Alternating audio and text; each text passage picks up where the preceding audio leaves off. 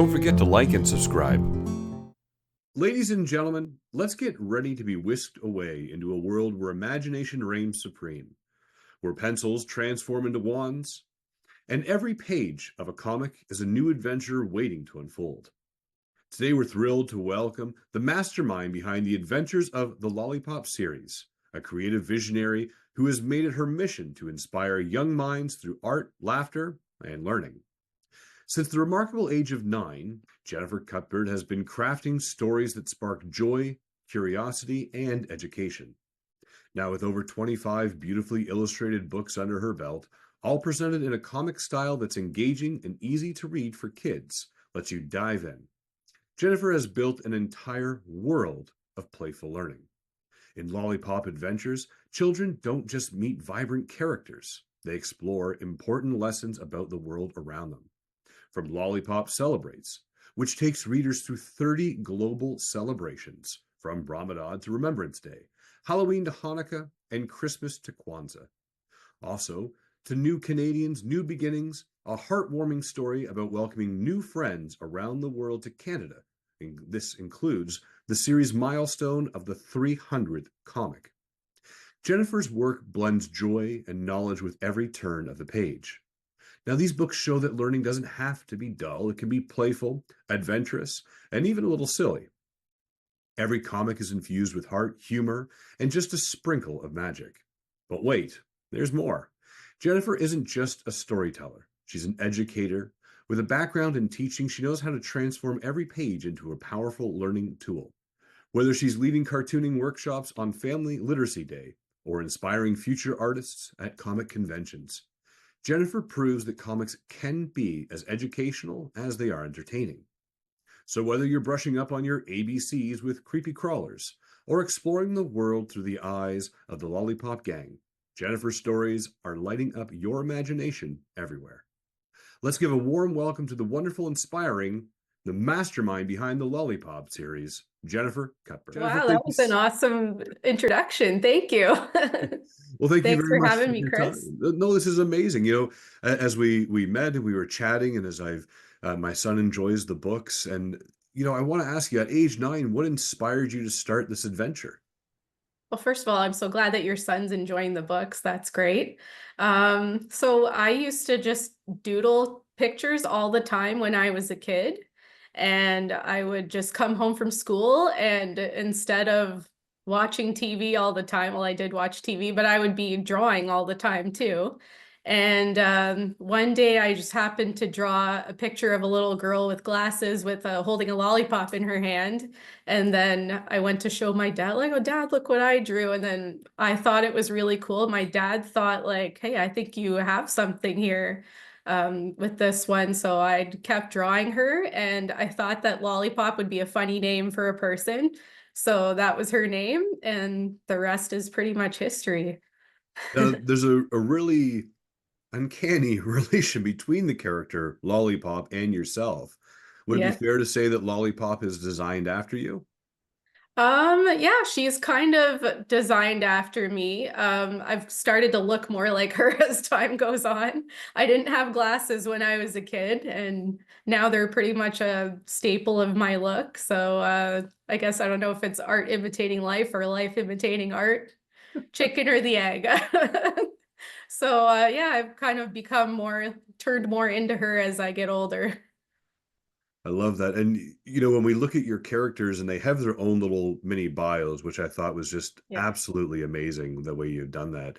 But when you were creating these characters, like, let's say Peppermint Twist, Crusher, Violet Vicky, Cameron, and even Frasier, just to name a few that you have up there. I think Frasier needs his own spinoff. But do your influences come from family and friends? So Fraser was actually my real life dog when I was a kid. So he's the only character who is actually based after someone real. So I did have an Airedale Terrier when I was growing up named Fraser. So he became a character. And we had him for 13 years, but now he lives on in the comics. So he's the only one based on reality, but I just created all the other characters kind of out of my own head. I think Peppermint Twist was probably the next one that I created after Lollipop, and I thought it would be funny if she had a friend whose name was also a candy. So I named her Peppermint, but then it was like peppermint with a twist. So I named her Peppermint Twist. She's definitely a fan favorite too. Now, how do you come Yeah. up with these adventures and the themes for each book? That has been influenced by my teaching career a lot lately. So when I was younger, it was more just what I was interested in. But then I became a teacher. I was a teacher for 12 years until I left to do my comics full time. And I would just take kind of themes that the kids were learning about at school or that kids would want to know about. And I research all the topics, obviously, because I'm not an expert in all of them. I wish I was, but I research them and then I just kind of try to pick out facts that I think kids would find funny or interesting. Because if it's going to be boring, then they're not going to want to read. So I keep it light and fun. As you brought up your teaching career and then you went into comics full time, Mhm. when did you know that leaving the classroom was for you to pursue these stories? I was teaching for about 12 years. I self-published a few books before my teaching career started, and then I kind of put it all on hold to go finish school, and then I started a family. But then, and I was mostly supply teaching. Teaching career wasn't really working out as I expected it would, and I felt like something was missing. And then one day I went out for lunch with a fellow mom friend, and my child was about 2 at the time. And I forget how it came up, but she said, "You should start printing your comics again." And that was like a light bulb going off. And then, because that's what I was missing. And then I went home that day and I kind of figured out something on my computer of how I could color the comics myself and do it all myself. Because when I was younger, it was like most of it was kind of done for me because I was basically just a kid at the time. So Right. I figured out how I was going to do it and I saved up the money and because I self-published, so I pay for everything myself. And the next year I was back printing comics and I had my next book to sell and I started selling at markets and then I figured out that I could kind of have a better career working for myself than supply teaching in the classroom. So I feel like that's how I was really meant to teach children by making things. So I've never really looked back. That's a great story. I mean, it oftentimes people don't know when the right moment is. And, Yeah. you have those outsources of inspiration that say, hey, I think this is where you really need to be at this time. Yeah. It Now, was a big gamble too, because it's hard to leave a career and then in pursuit of a dream that you don't know if it's going to work out or not. So luckily, I have the support of my family, and they've all helped me along the way, and my fans, of course, too. it's So a, I've been able to make it a reality. I love that. It's a great message for everyone out there of you just got to keep trying and keep going until you never know. Your mom or dad or family member might come to you and say, now's the time. Yeah. Now, most of your books and most of the stories of the Lollipop Gang are educational. Have you ever written one that was just fun, silly, non-educational style? Just let's just see what happens. Yeah, I wrote a prequel about how all my characters met and became friends.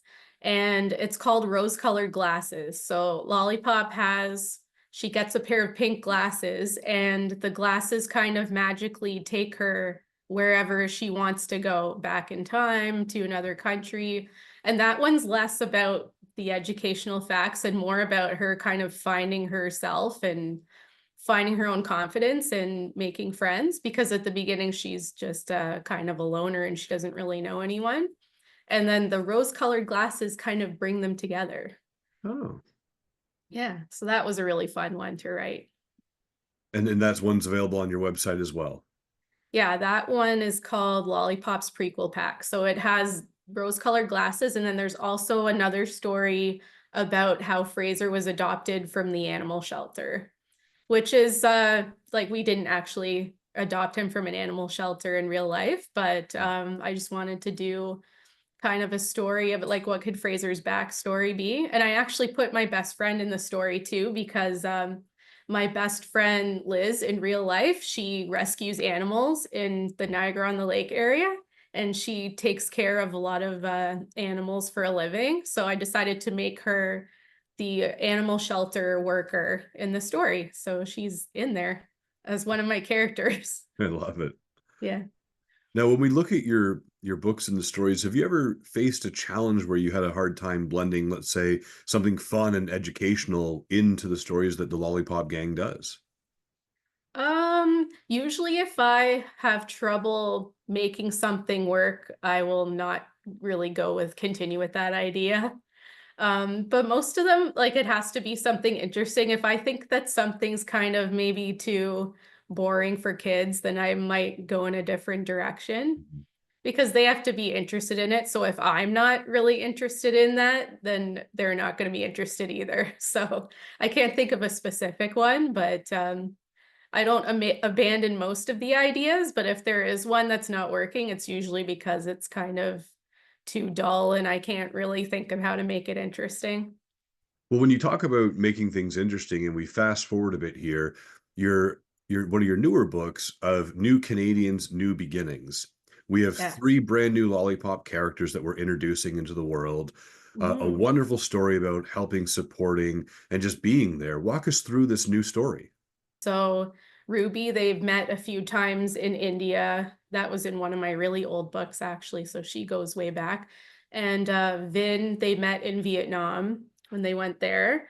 And then Saida is from Morocco. So, and I was looking to kind of add more diverse characters to my cast. And I decided that I wanted to make those three and to have them join the gang. So have them become regular characters. So I wrote the story about them all conveniently moving to Canada at the same time and all ending up in Lollipop's class.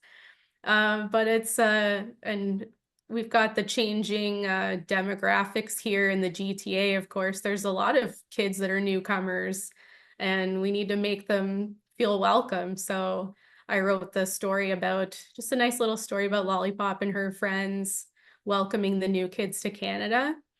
And at first they try to like just show them Canadian things like, oh, let's take them to a hockey game, let's take them for Timbits, but they're called Jim Bits in the story because it's called Jim Norton's because I don't want Tim Hortons to come for me.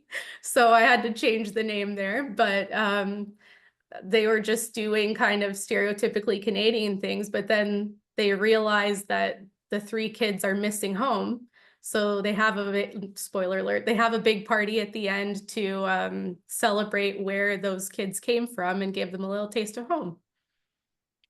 Now, when you're writing these books, and I love that story, and I love the fact that it's out there, and we're really broadening these strokes here, which is perfect. What have you found is the most surprising lesson you've learned from creating the world of the Lollipop? Um, Probably to bet on myself. Like when I was talking about leaving teaching to kind of pursue my own dreams, I had always just kind of settled. Like I went into teaching because, well, because I liked school when I was a kid, and then also because it would be good for having a family, like the hours, and then being able to be with your family on the weekends. So I kind of gave it a try, and then I realized that it wasn't for me because I wasn't really living my true purpose. And I've always been one who wanted to create things. And I feel like I needed to kind of step away to do that. So I was really surprised. And then I've also done other things that have surprised myself. Like I created a card game. And I never thought that I would be designing a card game in my life because I've always ever just drawn the comics. But I made, and I have one here too, but I created this whole card game about Lollipop and her friends going to different countries. So it's like a game that kids and teachers can learn to can use to learn about different countries and have fun at the same time. So I've accomplished a lot that has surprised me that I didn't think I would. So when we talk about these evolutions, we're now a card game where we're 25 books in, there's more to come. Yeah. How do you see Lollipop series evolving in the future? I would love for the end game to eventually be an animated series. That would be amazing. I don't personally myself know how to do animation, so I will have to figure out how to do that. But I would love to have an animated series someday where like each episode could be like a different theme or a different country for them to explore, and that would just be awesome. Well, And I know my son wants that to happen too. He said, you should make a lollipop show. So what would be hopefully. the pilot episode? If you had to say episode one of the Lollipop Adventures, and you have to look back on one of your 25 already published books, which one would you choose as the pilot episode? Oh, probably the rose-colored glasses one because it kind of introduces all the characters and then introduces why she's able to travel around the world and have all these adventures. So I would probably go with that one. And have you ever had an idea that didn't really fit with the Lollipop universe? And I know earlier you had said, hey, if it doesn't, it's not fun for you, or if you're not into it, you kind of abandon that project. But have you ever gotten into something where you're like, I just want to try outer space or, down in the dump yard type of a thing with Lollipop? I have done her going to outer space. Um, I don't think so. I can't really think of any idea I've had that's been outside of Lollipop. It's been all Lollipop basically for mostly 30 years now. So, except when I had that little hiatus for teaching, but she's been with me for 30 years. So it's been mostly Lollipop and not a whole lot of other projects. I've tried doing things like sculpting things out of clay. I made a few characters that are behind me out of clay. And they were fun to make, but it was more like just a hobby thing. I don't see myself making those to sell or anything like that. It always just seems to come back to the comics. And when we talk about the comics and your inspiration and different opportunities, like, the cards and some of the models that you have there, where have you found the most, what I'll say is, what's the most unexpected place or situation you were in where just inspiration struck you for a new story? Usually the inspiration comes to me randomly at like 1 o'clock in the morning when I'm supposed to be sleeping. That's just usually how it goes, or it's like a shower thought or something like that. An unexpected place. I did come up with an idea to do a choose your own adventure comic, which Mhm. was pretty out there. That was very, very challenging to write. That was probably the most challenging thing I have ever done. Um, Pretty much if you've seen the meme of Charlie Day where he has the board with all the papers and strings Mhm. attached to it and he looks crazy, that was me trying to do the choose your own adventure book. So you have to have every single ending flow together and you can't have anything kind of go off kilter because then it doesn't work. So I had like things mapped out and I was kind of going crazy trying to write it and make all of these make sure things go to the right page and things like that. And I ended up writing 23 different endings for that one. So if you get that book, which is also available on my site, there's a checklist at the back of the book so that the kids can keep track of all the endings that they find in the book. So that's another thing that I surprised myself with to go with your one of your previous questions. I never thought that I would be doing that. So I ended up coming up with this choose your own adventure comic, which there aren't a lot of choose your own adventure comic books out there. There's a few, but that was definitely a big challenge that I took on. And when we look at challenges and everything that you were able to do so far, and we're looking forward to more adventures of Lollipop, it's also been you've also attended comic conventions and you've been leading workshops, like the comic workshops at Family Literacy Day. How have these workshop and comic conventions shaped yourself and Lollipop? Really fun. It's a good way to meet other artists, which I don't have a lot of artist friends in real life, so that's always nice. And then you kind of like bounce ideas off each other too. And the workshops that I do are always really fun. I did one that was called the Friendship Project last year in Milton. And it's like the same thing as the New Canadians book. It's welcoming newcomers to Canada. So I actually read them this book. So it's ABCs of Canada. So there was families that had just moved to the country, and I read that book to them, the parents and the kids all together. And I think the parents actually enjoyed it more than the kids did. They said, well, now I have a bucket list of things that I want to see in Canada. So that was really great connecting with them. And then that means that I did my job. So that made me feel really good to participate in that program. I did a lot more workshops before COVID in schools, but the rules have kind of changed a little bit since then. So it's harder to get back into the doing the presentations, but I'm hoping that I'll be able to do more again soon. But it's always great to connect with my readers and just meet new people. Now, when we talk about meeting new people, and you had gone back previous and said, about the local artists or artists that you don't necessarily know in real life, Mhm. is there anybody out there that you would like to collaborate with, either illustration or storytelling? So I do have another artist that I do collaborate with on Twitter, well, slash X, but nobody really calls it X.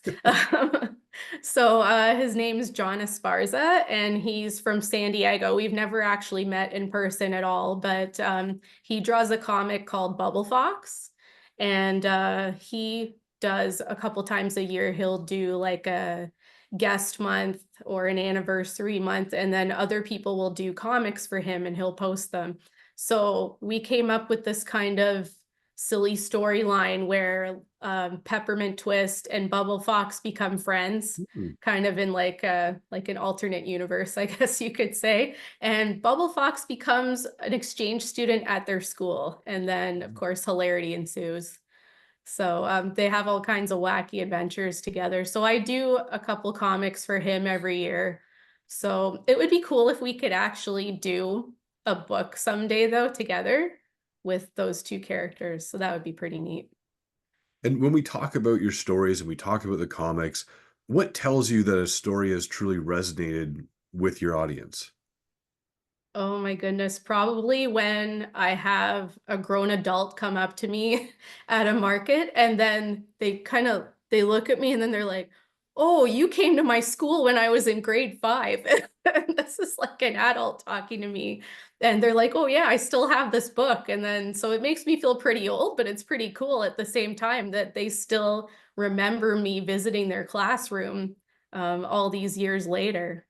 And then sometimes they'll even buy one for their own kid, which is pretty wild too. So makes me feel old but special at the same time. And what advice would you give a young artist or a writer, even someone who's looking to turn their passion into a career like you have? Yeah.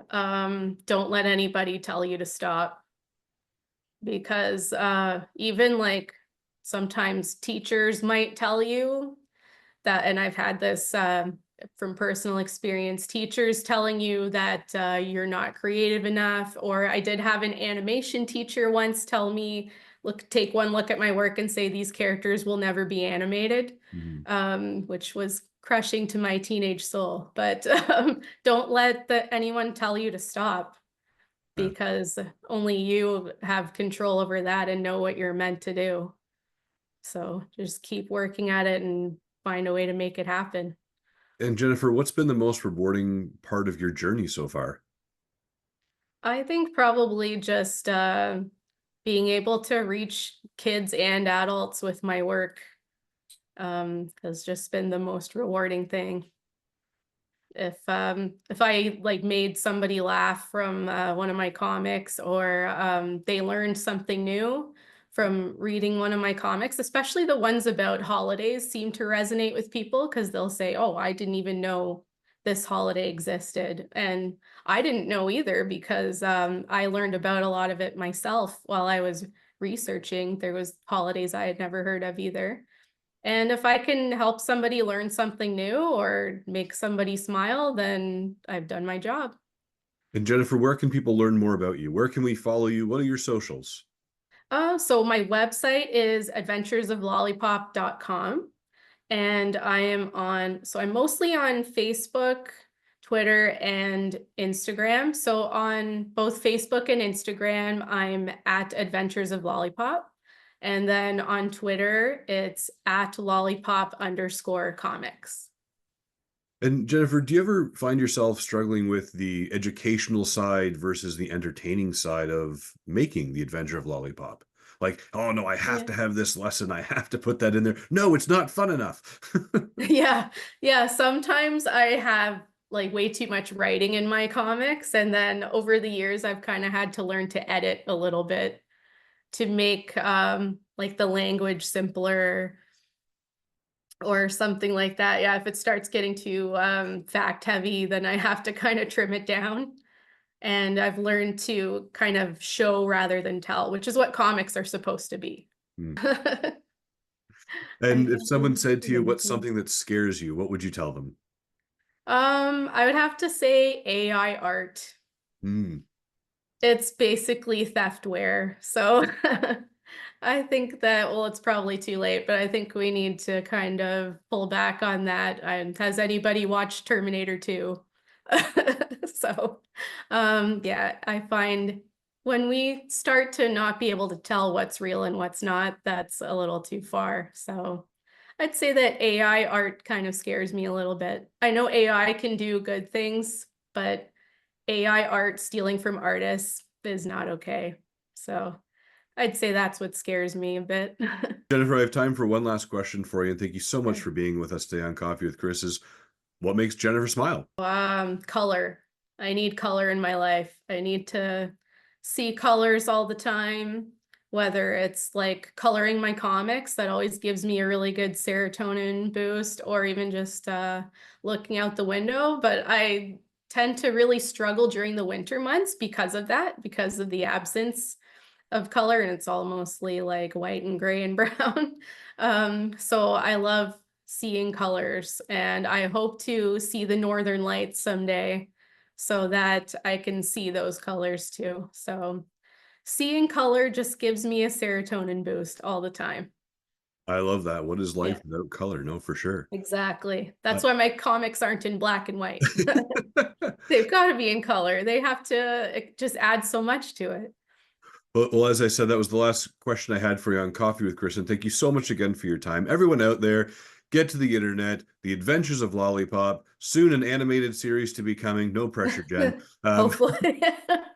And Remember, you can come see me at the farmer's market too. absolutely. Yeah. Get out there, find out where she's going to be, get a book, get it signed, order whatever you need to do. Yeah, totally. Remember to smile to inspire and have yourselves a fantastic day. Thank you so much.